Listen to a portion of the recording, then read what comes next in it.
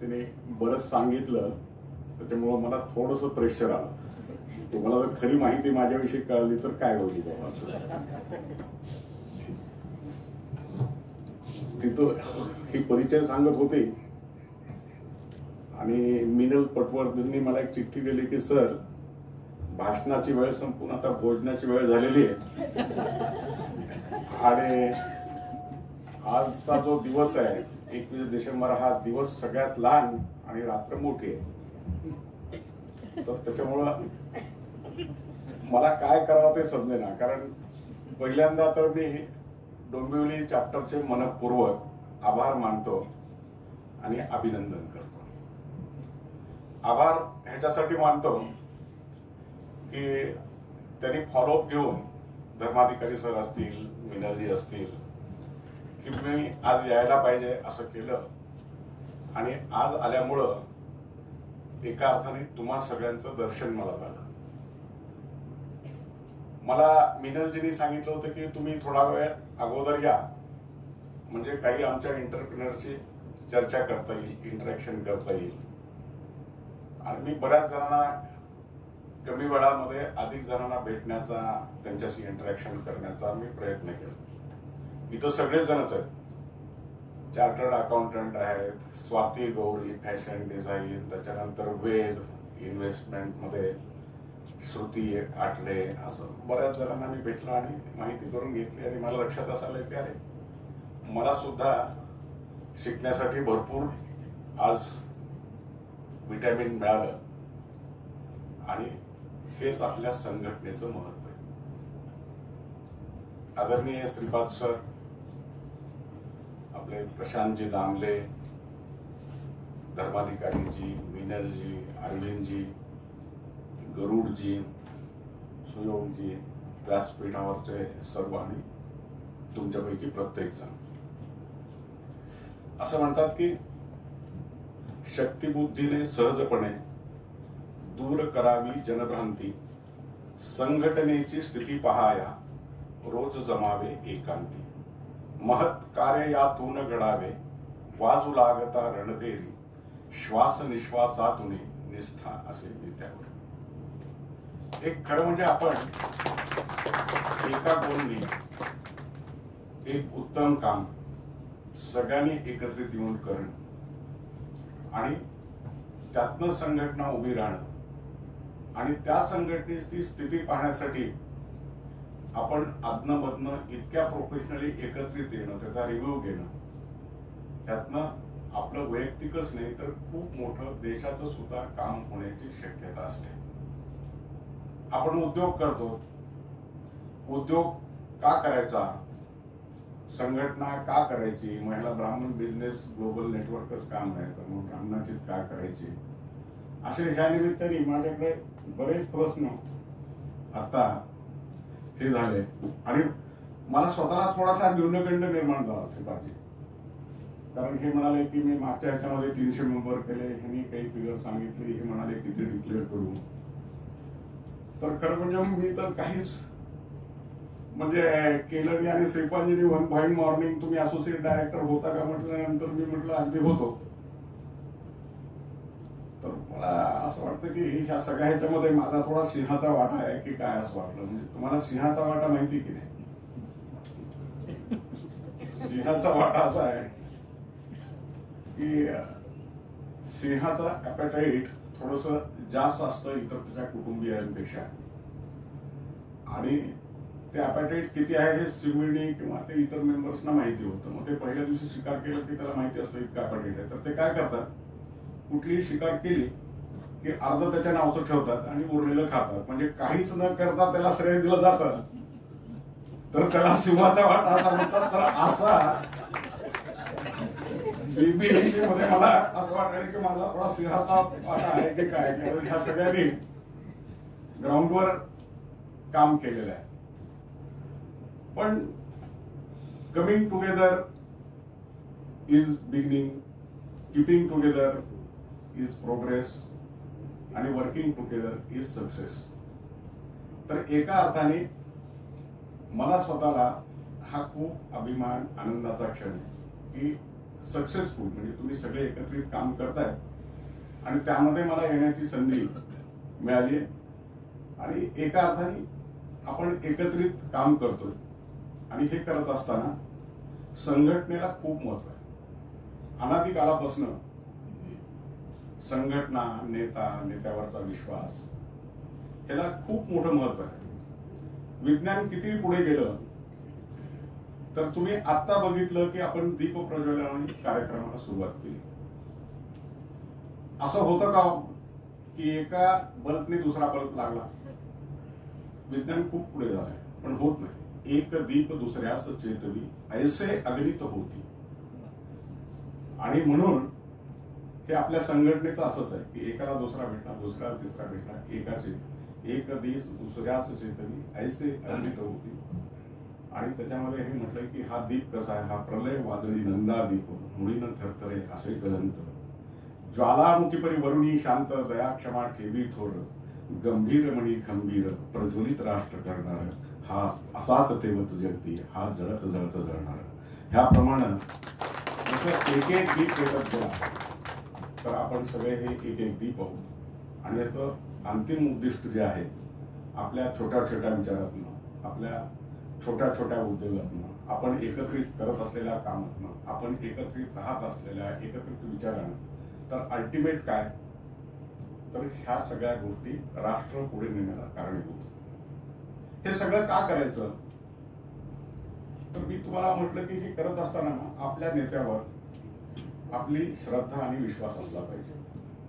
आणि श्रद्धेचं फळ तुम्हाला सगळ्यांनाच माहिती आहे की राम-रावणाच्या लढाईत सगळेजण गमतीने सांगतात की वानरासारखी जी टीम होती तर ते एक एक जाऊन रामाचं नाव घेऊन दगड टाकत गेले आणि दगड तरंगायला सुरुवात झाली.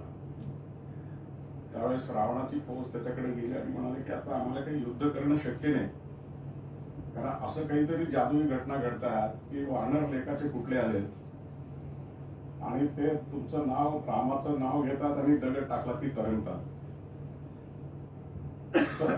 हे कशाचं हे आहे, तर रावण म्हणाला अरे ह्या त्यांच्या संघटनेतलं ही शक्ती, संघटन जर असेल आणि गोल एक असेल तर वानरासारख्या उत्पत्तीमध्ये इतकी शक्ती निर्माण होते.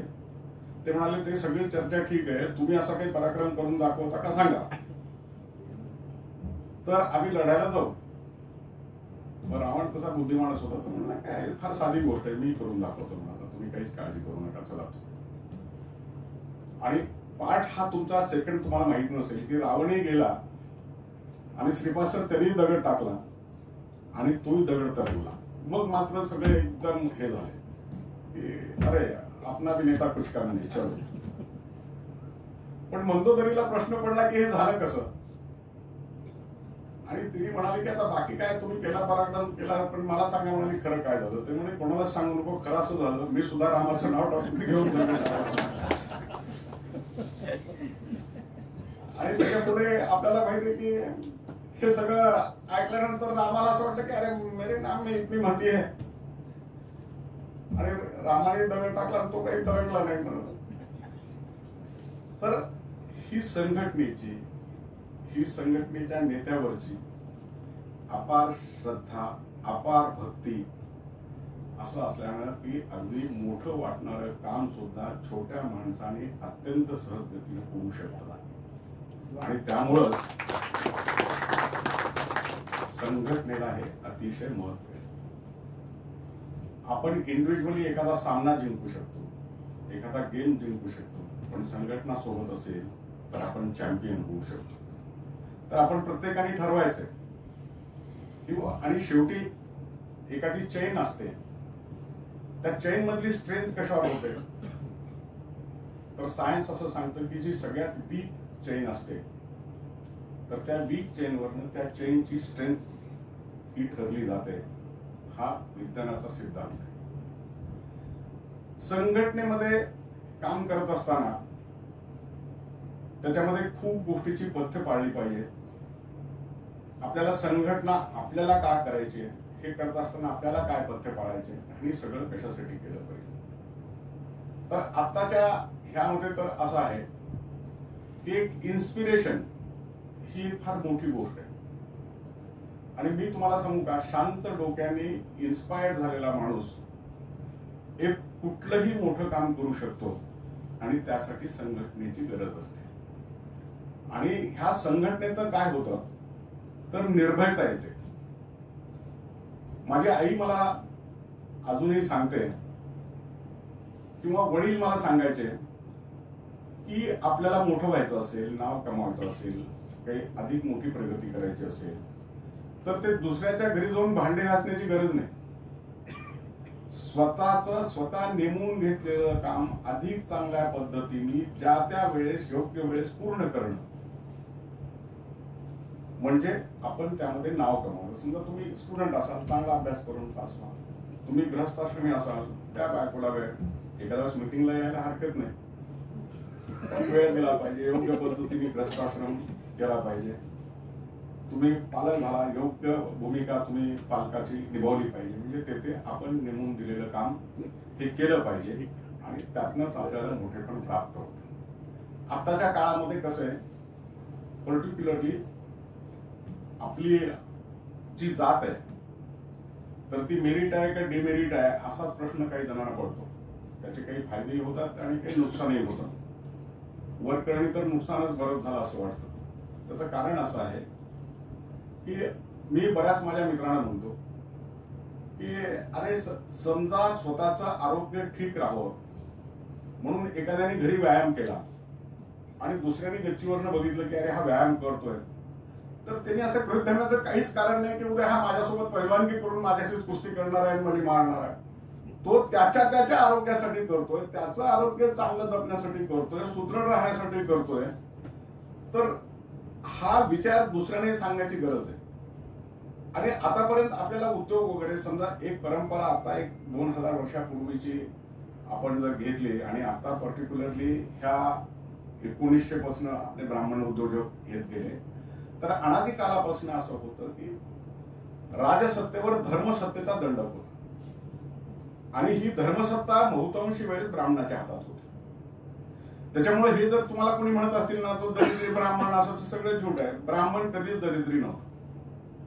त्या काळामध्ये त्याचं काम असं होतं, मला मगाशीच कानेने एक सुभाषित सांगितलं की शतेषु जायते शूरा सहस्रेषुच पंडिता वक्ता तसं सहस्रेषु दाता भवती भान. 100 एखादा शूर होतो, शतेषु जायते शूरा, सहस्रे हजारातनं पंडित, वक्ता तसं सहस्रेषु, 10,000 एखादा चांगला वक्ता होतो माझ्यासारखा नाही. आणि दाता म्हणजे देणारा भवती भान हे होणंच कठीण असतं. आणि दाता म्हणजे पूर्वीपासून समाजाला ज्ञान देण्याचं, दिशा देण्याचं काम हे ब्राह्मण समाजाकडे होतं. भवती भानवा म्हणजे अनादी काळात हे होणंच कठीण असतं आणि म्हणून आपण 2% 2.5% तर त्याच्यामुळे त्याची काळजी आपण करण्याची गरज नाही. तर आपण तेवढे जरी असलो तरी ह्या पूर्ण समाजाला दिशा देण्याचं काम आपल्याकडे आहे. आणि त्याच्यामुळं आता हे सगळं संघटन, उद्योग एकत्रित राहणं, एकत्रित विचार करणं का गरजेचं आहे. तर मी तुम्हाला सांगितल्याप्रमाणे शांत डोक्यानं निर्भयपणे केलेली कुठलीही कृती ही मोठं यश देऊन जाते. आणि संघटनेचा सगळ्यात मोठा फायदा, सगळ्यात मोठी आवश्यकता तर काय असेल तर जी युनायटेड एक संघटना होते तर त्याच्यामध्ये आपल्या सदस्याला एकटा असं कधीच फील होऊ शकत नाही आणि ती संघटनेची खरी ताकद असते. समजा मला जर असं वाटलं की अरे मी काहीतरी चूक केली तर मला संघटनेमुळे ही ताकद मिळते की अरे हे श्रीपादजींच्या कानावर घालावं की श्रीपादजी अशी अशी गडबड झाली आणि द मोमेंट मी त्यांना सांगितलं म्हटलं की माझा फार हलका होतो. अशी जिथं ताकद असते तर ती संघटनेची खरी ताकद असते.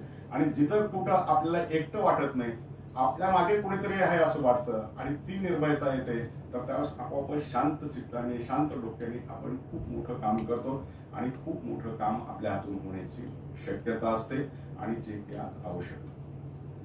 मला एकदा इस्रायलच्या टूरवर असताना मुरली आपले मनोहर जोशी मुख्यमंत्री होते तर त्यांनी मला एक चांगली गोष्ट सांगितली होती.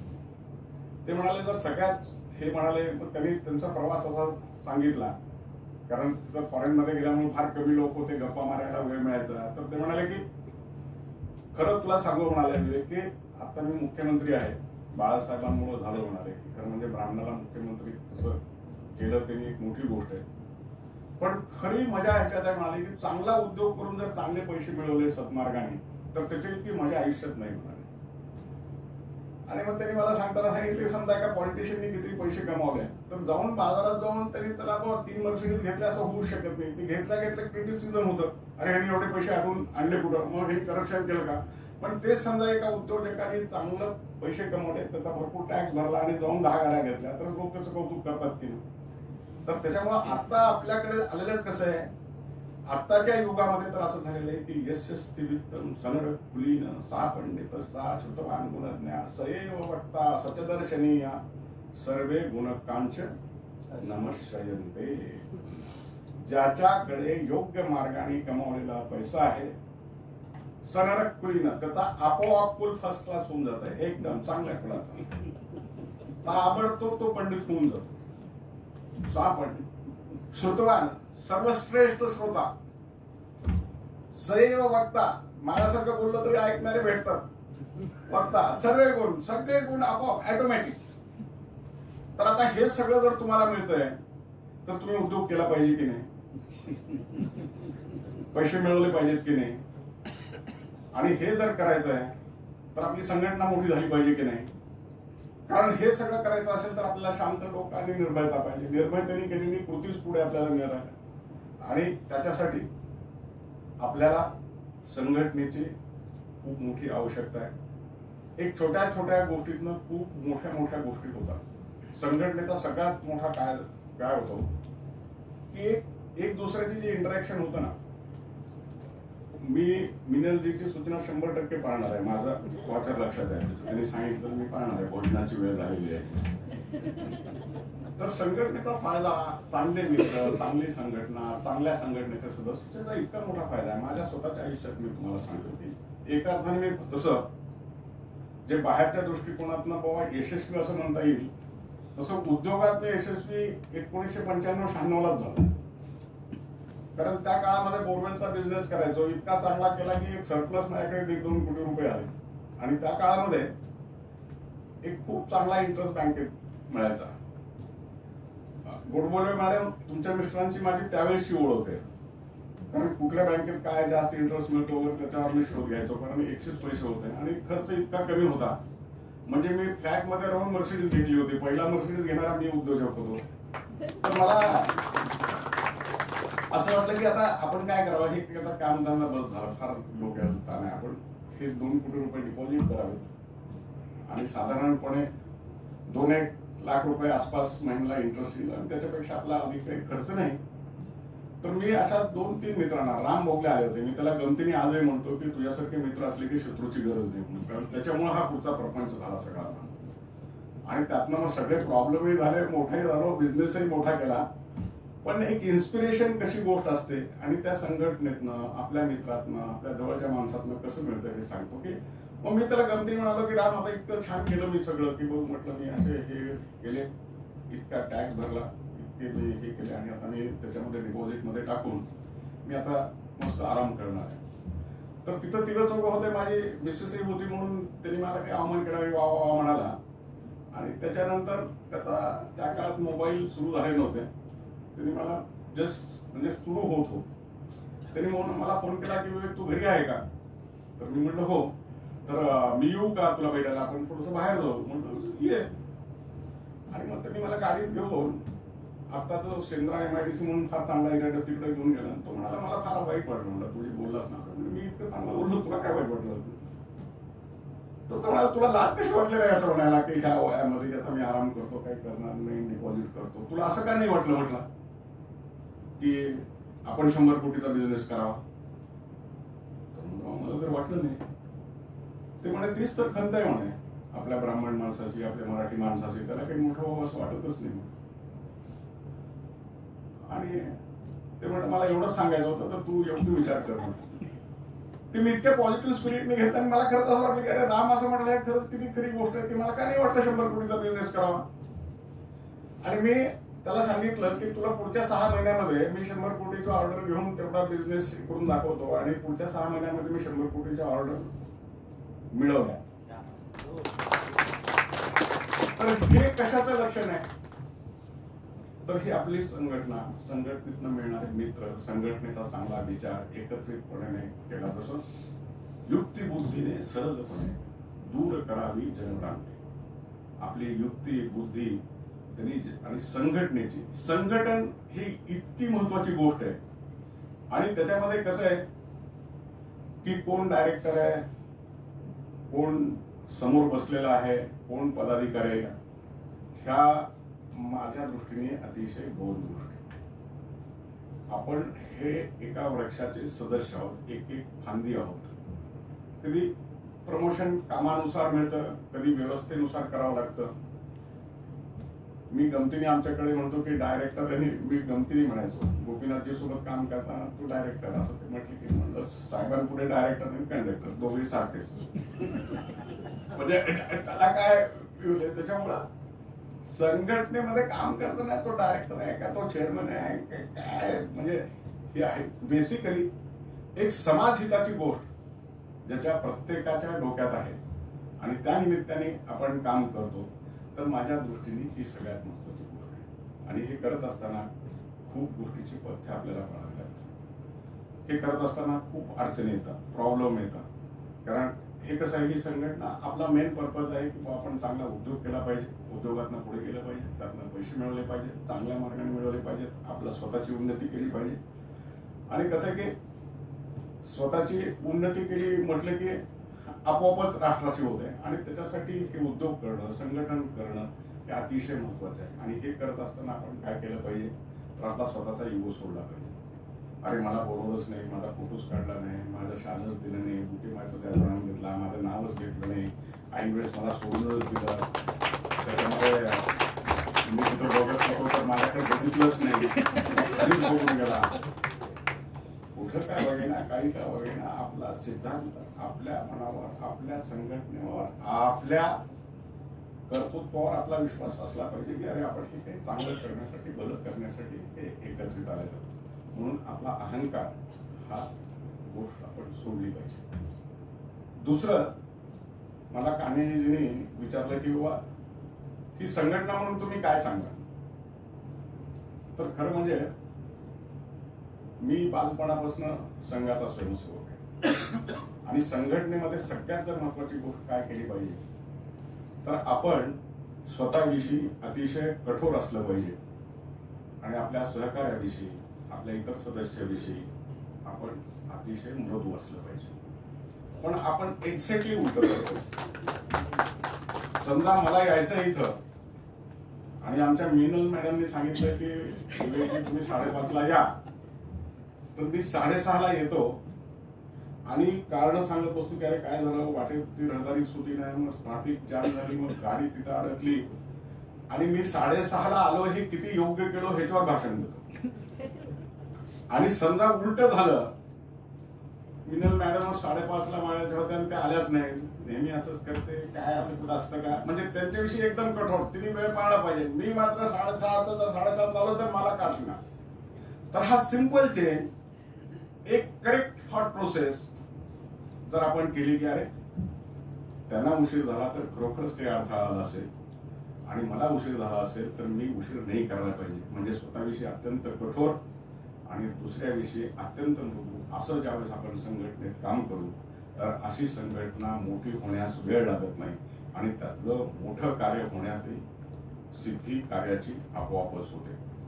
खूप गोष्टी संघटनेविषयी आहे आणि होईल, कुठली गोष्ट मी केली हे आपण टाळलं पाहिजे. आम्ही केली, मीच जर आम्ही मध्ये हे केलं. आणि ह्याच्यामध्ये कसं आहे की माणसाला कुठे स्वाभिमान असला पाहिजे पण गर्व नसला पाहिजे.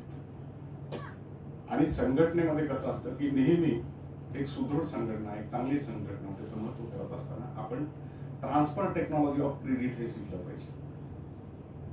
2 पद्धतीची मुलं असतात आणि त्याच्यामध्ये एक मुलगा समजा 12वीत पहिला आलो तर त्याला विचारलं की बाबा तू कसं काय पहिला आला, मग तो सांगतो मी 5ला उठतो, मी असं केलं, मी ते गाईड वाचलं, ते सोडून दिलं, स्वतः सोडवलं, सांगत बसतो कथा. आणि एक जो माझ्यासारखा साधा असतो तो सांगतो की बाबा मला सकाळी आई लवकर उठवायची आणि आमचे शिक्षक खूपच चांगले होते, त्यांनी फार चांगलं शिकवलं, त्याच्यामुळे जे काही झालं ते सगळं क्रेडिट हे माझ्या आई वडिलांना आणि शिक्षकांना. खरं म्हटलं तर आई वडील किंवा शिक्षकांना दिलं तर लगेच दुसऱ्या दिवशी पेपरमधनं बातमी येते की त्याचा मेरिट काढून घेतला. पण त्यातनं त्याची स्वतःची पर्सनॅलिटी बिल्ड होते. त्याच्यामुळं काम आपण केलं पाहिजे आणि त्याचं क्रेडिट सहकार्याला दिलं पाहिजे. कुठल्याही ह्याच्यामध्ये नेता लीडर ह्याची गरज काम करण्यासाठी नसते. जसं गमतीने काही जण जोक सांगायचे, एक अतिशय चांगलं US मध्ये शिकलेली मुलगी भारतात परत आली आणि तिने सांगितलं की मी आता काही लग्न करणार नाही, कारण मी आता इतकं हे करून आले. आणि तिने सांगितलं की मी किती यशाच्या पायऱ्या पादाक्रांत केल्या. मग ती आई म्हणाली, अरे तू लग्न करत नाही असा विचार करते तर हे तर फारच चुकीचा विचार आहे. ती म्हणाली, का? फार चांगला विचार आहे. म्हणजे आता अजून काय, मी इतकं चांगलं करते, लग्न करून काय? ती म्हणाली, आता ह्या 10 गोष्टीच तू यशस्वी झालीस, समजा पुढची अयशस्वी झाली तर तू दोष कुणाला देणार? का स्वतःवर घेणार? ते दोष देण्यासाठी कोणी ना कोणी पाहिजे ना. तर संघटनेमध्ये जे आहे ना, तर हे डायरेक्टर चेअरमॅन कंडक्टर हे जे आहेत ना, तर हे सगळं जे चांगलं झालं ते तुम्ही बसल्यामुळं. ह्याच्यात काही त्रुटी राहिली असेल ते श्रीपादराव आणि माझं सुद्धा आजनं नाव घ्यायला हरकत माझी नाही. आणि हे करत असताना खरं म्हणजे आज अतिशय खूप तुमच्याशी इंटरॅक्ट करता येईल. आपण असंच वारंवार भेटत जाऊ. आणि एक गोष्ट जसं सदा संगती, बघा ह्या सगळ्या गोष्टीला एक स्पिरिच्युअल बेस आहे मॅनेजमेंट. सदा संगती सज्जनाची असावी असं रामदासांनी म्हटलेलं आहे. याचा परिणाम कसा होतो मी तुम्हाला सांगतो. वैयक्तिक जीवनामध्ये चांगल्या माणसाची संगत असली. परवा शपथविधीसाठी मी मुंबईत आलो होतो आणि नॉर्मली समजा गडकरीची जर येत असतील तर मी एअरपोर्टला घ्यायला जातो. आणि त्या दिवशी प्रचंड गर्दी होणार होती. आणि झालं असं की त्यांच्या प्रोटोकॉलमध्ये विक्रम कुमार म्हणून आपल्या MMRDAचे एक जॉईंट डायरेक्टर आहेत, म्हणजे सेक्रेटरी रँकचे, तर ते होते. आणि आमची गाडी स्पेशल विमानाने आले आणि नॅचरली त्यांच्या गाडीत बसून येत होतं. तर विक्रम कुमार मला म्हणाले की सर मी जाऊ का गाडीत? तर आता ते इतकं होते खरं म्हणजे आता त्यांनी म्हणायला नाही पाहिजे होतं आणि त्यांनी म्हटल्यानंतर मी होच म्हणायला पाहिजे होतं. म्हणून मी म्हटलं मग माझी गाडीमध्ये मी म्हटलं की साहेब येतो मी मागून. मग तिथं गेलो. तिथं पोहोचल्यानंतर थोडासा वेळ झाला होता कारण त्या दिवशी खूप फ्लाईट लँड होत होते. त्याच्यामुळे ज्या योग्य वेळी लँड व्हायला पाहिजे त्याला 10-20 मिनिट लेट. तिथं गेल्यानंतर लिफ्ट खाली आली. लिफ्ट मध्ये असं झालं की लिफ्ट ओव्हरलोड झाली आणि मग मी म्हटलं की आता आपण खालच्या खालून जाऊ, कारण वर गेलं त्याच्यामध्ये झालं तर साहेब तर प्रोटोकॉल मध्ये जातील, पण मला मी ज्या कामासाठी शपथ तोच मिळणार नाही, म्हणून मी खालच्या खालून. वर गेल्यानंतर 2-4 मिनिट इकडे तिकडे बघितलं आणि गडकरी साहेबांनी अरे विवेक कुठे आहे म्हणाले. त्याला बोलव चहा प्यायला. मग ते विक्रम कुमारला मेन टेन्शन की आपण गाडी शिरला. मग त्याचा फोन, साहेब तुम्हाला बोलवत आहेत. मग मी म्हटलं तुम्ही, मग मी डायरेक्ट साहेबांना फोन केला. म्हटलं की साहेब तुम्ही प्रोटोकॉल मध्ये जाल आणि मला शपथविधी मिळणार नाही. त्याचा असा फायदा झाला तिथं ज्यांचं माझ्याकडे काही 100 कोटीचं काम चालू आहे ते बसले होते. आणि त्यांना मी सांगितलं असतं समजा की अरे गडकरी साहेब माझ्याशी इतकं चांगलं वागतात, तर त्यांनी कधी विश्वास ठेवला नव्हता. पण त्याच्या लक्षात आलं की साहेब वर आले आणि आठवण केली. दुसऱ्या दिवशी म्हणजे माझं काम करून त्यांनी मला फोन केला. कनेक्टिव्हिटीचा जो फायदा आहे ना, आणि मग त्याच्यामुळे कसं असतं की मी जसं तुम्हाला म्हटलं की वडिलांनी जसं सांगितलं की दुसऱ्याचं नाही आपण आपलंच काम करावं, तर तसं मला आईने सांगितलं की समजा कोणीतरी आपलं दुःख ऐकून घ्यायला जरी असेल ना तरी माणसाचं दुःख हलकं होतं बघा. आणि तो फार मोठं सत्कर्म आहे, फार मोठी एंटरप्रेन्योरशिप आहे. आणि आता माझं तर असं झालं मी इतके झटके काढलेत ना, त्याच्यामुळे कुठल्याही उद्योगातला काय प्रॉब्लेम म्हटले की मी त्याला पुढचं जसं डॉक्टर सांगतो तुला असं झालं म्हटलं की असं झालं म्हणून सांगून लगेच मी त्याच्यावर उपाय सुचवतो. त्याला वाटतं काय विद्वान म्हणून. अरे विद्वान कसला? खरं म्हटलं तर तुम्हाला उद्योगात काय नाही केलं पाहिजे ह्याच्यावर मी एक उत्कृष्ट सेमिनार देऊ शकतो. कारण प्रत्येक अनुभव स्वतः धक्के देऊनच म्हणजे नंतर खाल्लेले आहेत. तर त्याच्यामुळं कसं होतं की तुम्ही दुसऱ्याचं ऐकून जरी घेतलं ना, महिलांमध्ये असतं बाबा अरे माझी सासू अशीच करते तशीच करते, काय म्हणजे रिलीफ होऊन जात असं एकदम, म्हणजे मैत्रिणीजवळ बोललं म्हटलं की खुश एकदम. तर तसं बरेचदा आपण संघटनेत काम करत असताना बाकी काहीच नाही केलं, एकमेकांचं ऐकून घेतो, अरे बहुत अच्छा चल रहा. बरेचदा असं होतं की बहुतांशीचं खूप चांगलं चाललेलं असतं, पण त्याला ना कोणी भाव देत नाही, ना कोणी बोलवत नाही. म्हणते साला मी एवढा श्रीमंत झालो, मी एवढी मोठी गाडी घातली, कोणी काही म्हणेच ना मला. तर ते सांगायला सुद्धा कुणीतरी असतं, त्याच्यासाठी संघटनेत यावं लागतं. किंवा दुसरा पाठ, सगळीकडे जिथं गेलं तिथंच का सटके, तिथं गेला अपमान, इथं गेला अपमान. कारण गडबडी झाल्या की जिथं गेलं तिथं ते आपल्या वाट्याला येतच. तर असं ऐकायला सुद्धा, सांगायला सुद्धा माणसं लागतात. तर त्याच्यामुळं आपण संघटनेत राहिलंच पाहिजे, म्हणजे त्याच्यामध्ये संकल्प करून जातो आणि संघटनेत राहून उद्योग केला पाहिजे असाही संकल्प करा. आणि कसं आहे, एकदा आपली दिशा जर पक्की असेल ना, तर कुठलाही छोटा उद्योग ह्या कनेक्टिव्हिटीमुळे एका क्षणात मोठा होऊ शकतो. म्हणजे काही आयडिया अशा असतात की मोठी माणसं सहजगत्या सांगून जातात, किंवा बरोबरचे बरेच माणसं असं असतात ते योगा टीचर्स. मला एक योगा टीचर भेटले, ते म्हणाले मी तुम्हाला बिली कशी नाहीशी करायची ते सांगतो म्हणाले. मग त्यांनी मला सांगितलं वर करा, खाली करा, जे काय सांगितलं. मग म्हटलं सर करून दाखवा. अरे मी करतो तसं नाही, सांगतो तसं करा. हे तर बेस्ट आयडिया आहे, सांगतो तर सांगतो तसं मी केलं तर मला खरंच परिणाम झाला. म्हणजे कसं आहे, माझा वजन कमी झाला व्यवस्थित, नो शुगर नथिंग एल्स. त्याला करता आलं नाही, कारण तो इतका आवाडवे झाला होता, फक्त सांगत होता. तर बरेच असे सांगताना भेटतात आपल्याला, अरे असं नको करू, कारण त्याला झटका खाल्लेला असतो. आता तुम्हाला फुकट पैसा न खर्च करता मिळाला की नाही अनुभव त्याच्याकडनं, तर ह्या गोष्टी तुम्ही केल्या पाहिजेत का नाही केल्या पाहिजे? मग संघटनेत राहिलं पाहिजे का नाही राहिलं पाहिजे? त्याच्यासाठी संकल्प केला पाहिजे का नाही केला पाहिजे? चांगला विचार केला पाहिजे का नाही केला पाहिजे? एकत्रित राहिलं पाहिजे का नाही राहिलं पाहिजे? ह्या सगळ्याची उत्तर तुम्ही शोधा. ह्या सगळ्याचं उत्तर तुम्हाला स्वतःला मी भाषणात न सांगता, ऑर्गनायझेशन संघटना किती श्रेष्ठ आहे, इथं येणं किती चांगलं आहे, वेळ काढणं किती चांगलं आहे, हे काही न करता स्वतःला उत्तर मिळते. परफेक्ट वेळ झालेली आहे. तुम्हाला सांगतो की हे करत असताना, आपण उद्योग करत असताना, संघटनेत काम करत असताना अडी अडचणी, मान अपमान, चांगला काळ वाईट काळ हे सगळं येत असतं. आणि आपल्याकडे म्हण आहे खेडगावात, जव लगे मोठा धंदा तव म्हणे बहीण दादा. म्हणजे आपण मोठ्या पदावर गेलो तर त्याच वेळेस बहीण सुद्धा दादा म्हणते, इतर वेळेस कधी कधी ती सुद्धा विचारत नाही, अशी अवस्था असते. तर असं करत असताना एक आपली मानसिक स्थिती, आपली सांपत्तिक स्थिती ही सांभाळण्याची सुद्धा संघटनेची, मित्रांची, एकत्रित राहण्याची, एकत्रित विचार करण्याची, एकत्रित काम करण्याची गरज असते. एवढं करूनही समजा तुम्ही उद्योजक आहात, दोन गोष्टी करा.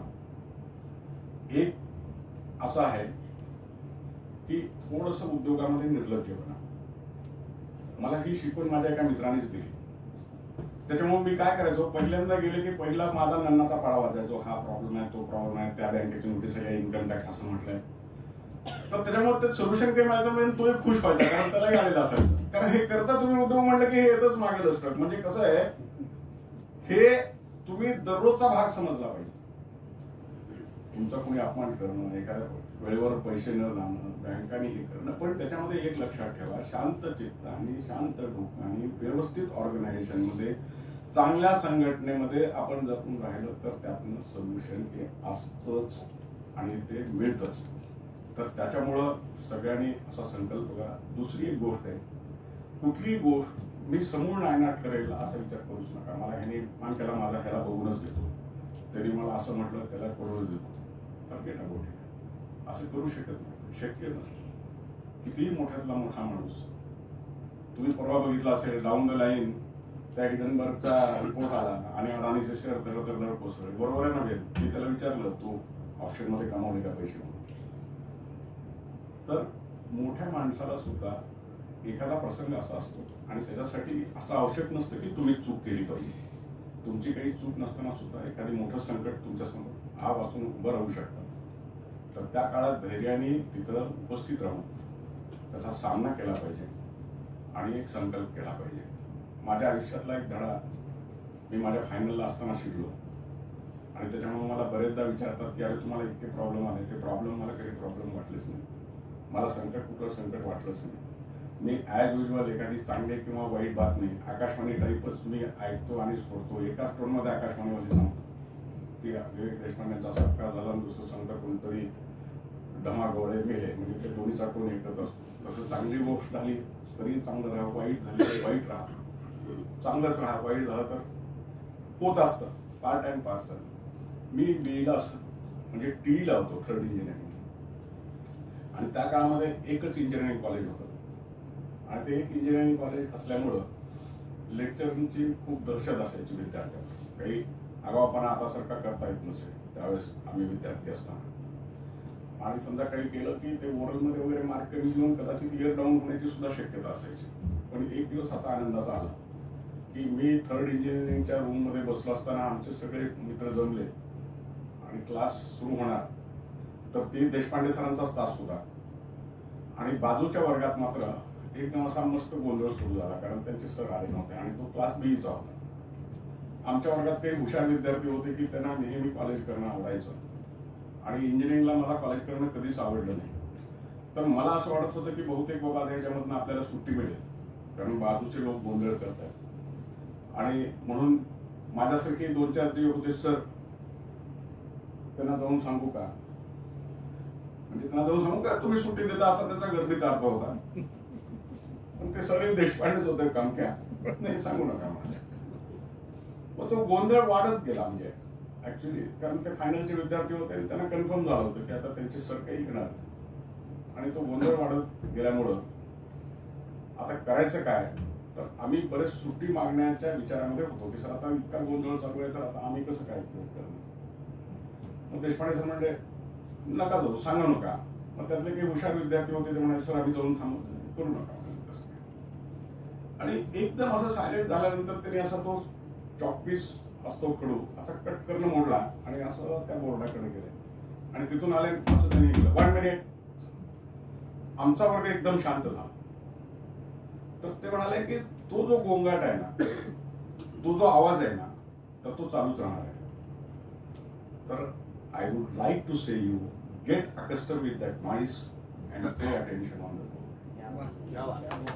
आयुष्यामध्ये असा गोंधळ कधी कधी आजूबाजूला घरी बाहेर होतो, त्याच्याशी अकस्टम व्हा आणि get attention to our work and be successful. Thank you so much.